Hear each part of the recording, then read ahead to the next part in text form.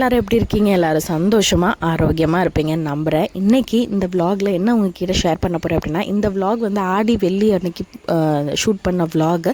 இது நாங்கள் ஷூட் பண்ணுற அன்னைக்கு நாங்கள் என்ன யோசனையோட ஷூட் பண்ணோம் அப்படின்னா, சரி ஆடி வெள்ளியோட டே விலாகு. ஸோ அன்னையோட பூஜா ப்ளஸ் அதோட சேர்த்து எப்போவுமே நம்மளோட விலாக்ஸில் கண்டிப்பாக ஹேர் கேர் விஷயங்கள், ஹேர் கேர் டிப்பும் சேர்த்து சொல்லுவோம் இல்லையா? ஸோ அந்த ஹேர் கேர் டிப்போடு சேர்த்து ஒரு விலாக் போட்டுக்கலாம் அப்படின்னு சொல்லிட்டு தான் இது நாங்கள் மார்னிங்கில் ஷூட் பண்ணது.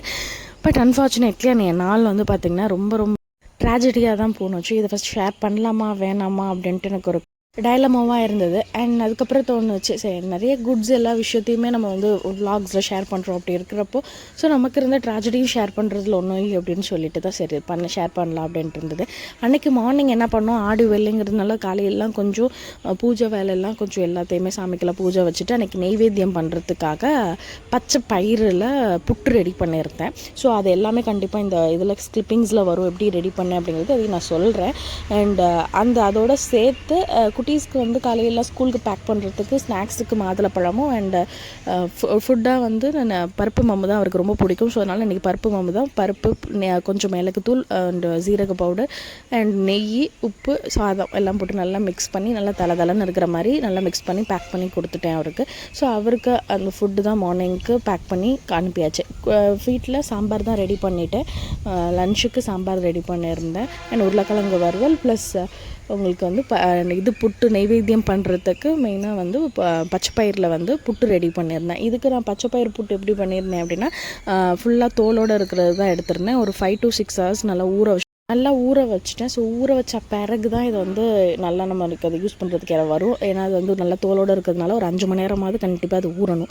நல்லா தண்ணியில் இதே நீங்கள் வந்து தோல் இல்லாத பாசிப்பருப்பில் பண்ணுறீங்க அப்படின்னா நீங்கள் தாராளமாக 1 hourலேயே நல்லாவே ஊறிடும். இது தோல் உள்ளதுனால ஒரு 5 hours ஊற வச்சுட்டு அதுக்கப்புறமா வந்து நல்லா தண்ணி இல்லாமல் நல்லா இருத்துட்டு அதை வந்து நல்லா மிக்ஸி ஜாரில் போட்டு கிரைண்ட் பண்ணணும். கிரைண்ட் பண்ணுறப்ப தண்ணி இல்லாமல் நல்லா குறப்பாக ஃபஸ்ட்டு கொஞ்சம் அரைக்கணும். அப்புறம் லிட்டில் பிட் ஆஃப் தண்ணி ஊற்றி கொஞ்சம் அதுக்கப்புறம் திருப்பி நம்ம வந்து கிரைண்ட் பண்ணுற மாதிரி இருக்கும். ஸோ இப்படி தான் வந்து நல்லா கிரைண்ட் பண்ணி அதை எடுத்துக்கணும். அண்ட் இதோட சைடில் சொல்லிடுறேன், தலைக்கு ஹேர் வாஷ்க்கு இன்றைக்கி நான் என்ன பண்ணியிருந்தேன் அப்படின்னு பார்த்தீங்கன்னா, நல்லெண்ணெய் குளிகை. ஸோ வந்து டபுள் பாயிலிங் மெத்தடில் கீழே ஒரு பாத்திரத்தில் தண்ணி, அப்புறம் அதுக்கு உள்ளார தான் வந்து ஒரு சின்ன கிண்ணியில் நல்லெண்ணெய், ஒரு 5-6 மிளகு ப்ளஸ் பூண்டு பல் எல்லாத்தையும் ஆட் பண்ணி நல்லா டபுள் பாயிலிங் மெத்தடில் ஹீட் ஆன பிறகு கை பொறுக்கிற அந்த பதம் வரும் இல்லையா, அந்த சூடு அந்த இது நமக்கு அதை வந்து ஹேரில் நல்லா ஸ்கேல்பில் அண்ட் முடியல அண்ட் ஃபுல்லாக அப்ளை பண்ணிவிட்டு அன்றைக்கி ஹேர் வாஷ்க்கு தான் அந்த ஆயில் தான் ரெடி பண்ணி வச்சு பண்ணேன். ஓகே, அடுத்தபடி புட்டுக்கு வந்ததில்ல. நான் புட்டு என்ன பண்ணியிருந்தேன் அப்படின்னா, இந்த பச்சை பயிரை நல்லா இருத்து ஆட் பண்ணிவிட்டு இதை நல்லா இந்த மாதிரி கோர்ஸாக கிரைண்ட் பண்ணிவிட்டு இதை வந்து நான் எடுத்து வச்சிட்டேன். இதை வந்து ஒரு இட்லி பானையில் நம்ம வந்து நார்மலாக இட்லி பானையில் வந்து இட்லி ஊற்றுவோம்ல, அதே மாதிரி டெக்ஸ்சரில் அடை மாதிரி அப்படியே தட்டி வைக்கணும். நீங்கள் அதை நீங்கள் எடுத்து கையில் பிடிக்கிற மாதிரி தான் அந்த அளவுக்கு தான் அது இருக்கும். ஸோ அதை அப்படியே அடை மாதிரி அப்படியே தட்டி வச்சுட்டு அதுக்கப்புறமா அதை நல்லா வேக வைக்கணும். வேக வைக்கிறப்ப லேட்டாக மேலே புசுன்னு கொஞ்சம் இதாக வரும், ரொம்ப ப்ளஃபியாலாம் வராது. ஆனால் அதுக்கப்புறம் வெந்த பிறகு 10 நிமிஷத்துலேயே நல்லா வெந்துடும். 10 நிமிஷத்துக்கு அப்புறம் வெந்து எடுத்து பார்த்திங்கன்னா நல்லா ஹார்டாக இருக்கும். ஆக்சுவலாக அது அந்த ஹார்டாக இருக்கிறப்ப லைட்டாக குட்டி குட்டியாக பிச்சு போட்டுட்டு அந்த சூடு ஆறின பிறகு திருப்பி நல்லா மிக்ஸி ஜாரை நல்லா தொடச்சிட்டு அதுக்கப்புறம் அதில் வந்து இந்த இதை ஆட் பண்ணி ஒரு பல்ஸ் விட்டு எடுத்தாவே போதும். அது நல்லாவே வந்து கொஞ்சம் இதாக வந்துடும். நீங்கள் டபுள் பல்ஸ் ரொம்ப விட்டுட்டிங்க அப்படின்னா கோந்து மாதிரி பிடிச்சிக்க ஆரம்பிச்சிடும். அந்த மாதிரி பண்ணிட்டிங்கன்னா கொஞ்சம் சிரமமாயிடும்.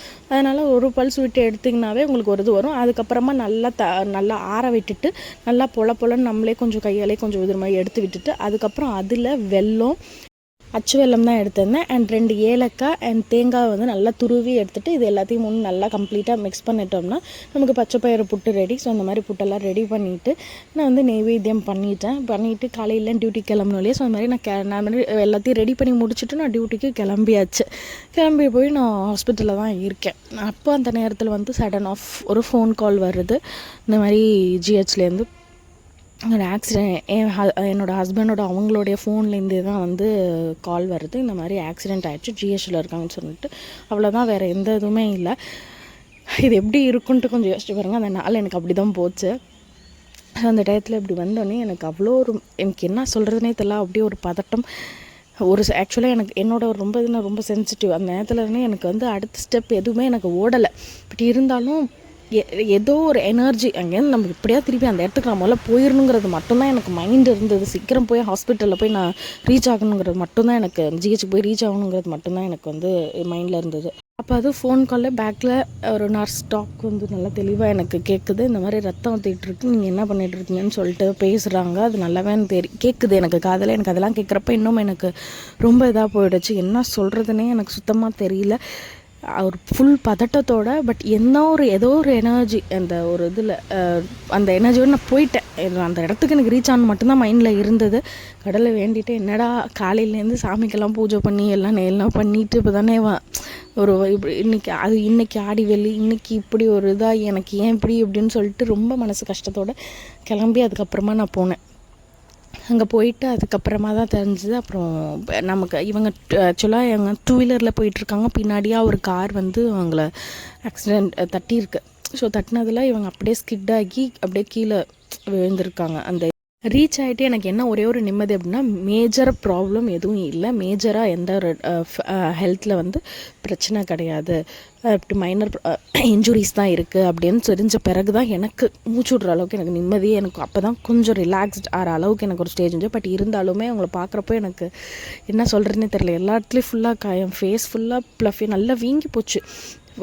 தெரியும் இல்லையா, ஸோ அடிபட்டுச்சுனாவே வாய் எல்லா பக்கம் வீங்கலும். ஸோ அந்த மாதிரி வீங்கிருச்சு. கையில் காலில் எல்லாமே இதாகிடுச்சு, ஷோல்டர்ஸ் அண்டு கால்லாம். அதுக்கப்புறம் தான் எக்ஸ்ரே எடுத்து எல்லாமே செக் பண்ணி அப்புறம் பார்க்குறப்போ மைல்டான ஹேர்லைன் தான் இருக்குது. ஸோ கொஞ்சம் 1 வீக் மேலே 1 வீக் to 10 days ரெஸ்ட் எடுத்தால் எல்லாமே ஸ்லோ ரெடி ஆகிடும் அப்படின்னு சொல்லிட்டு, ஸோ ஓகே. அப்போ தான் எனக்கு ஆக்சுவலாக நிம்மதியாக இருந்துச்சு. யோசிச்சு பாருங்கள், நம்ம ஒரு இடத்துல இருக்கோம், ஒரு ஃபோன் கால் சடனாக இப்படி வருது அப்படின்னா அந்த நேரம் வந்து நம்ம ஊசரே நம்ம கையில் ஆக்சுவலாக இருக்காது.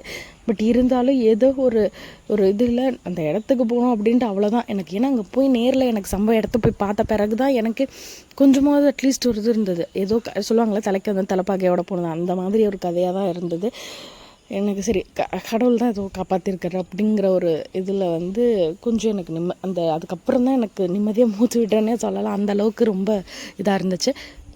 இப்படி தான் அந்த நாள் ரொம்ப ட்ராஜடியாக ஃபினிஷப் ஆச்சு. ஸோ அந்த நாளில் நான் நினச்சது வந்து ஒரே விஷயம் தான், கடவுள் தான் காப்பாற்றிருக்காரு. ஏன்னா அது பெரிய ஒரு ஆக்சிடென்ட்ங்கிறது, இந்த அளவுக்கு ஒரு பிரச்சனை வந்து ரொம்ப உடம்புல வந்து இந்த மாதிரி மைனர் ப்ராப்ளமோட விட்டது வந்து ஒரு பெரிய விஷயம். ஸோ அதுக்கு நான் கடவுளுக்கு தான் முதல்ல நன்றியை சொல்லிட்டு கொஞ்சம் நான் அதுக்கப்புறம் ரிலாக்ஸ் ஆகி, ஸோ இதுக்கப்புறம் என்னெல்லாம் ட்ரீட்மெண்ட் பண்ணுவோம் அதெல்லாம் கொஞ்சம் அவங்களுக்கு ஸ்டார்ட் அப் பண்ணி எல்லாமே இது பண்ணது. ஸோ அண்ட் ஒரே ஒரு விஷயம் சொல்லிக்கிறேன், நீங்கள் கண்ணுக்கு எதிரே எங்கேயாவது எப்போயாவது அந்த மாதிரிலாம் பார்க்குறீங்க அப்படின்னா இமீடியட்டாக ஏதாவது ஒரு சின்ன ஹெல்ப் உங்களால் என்றது என்னவோ அதை ட்ரை பண்ண பாருங்கள். சரி, இன்னொரு vlogல உங்களை எல்லாரையும் சந்திக்கிறேன். டாட்டா பாய்.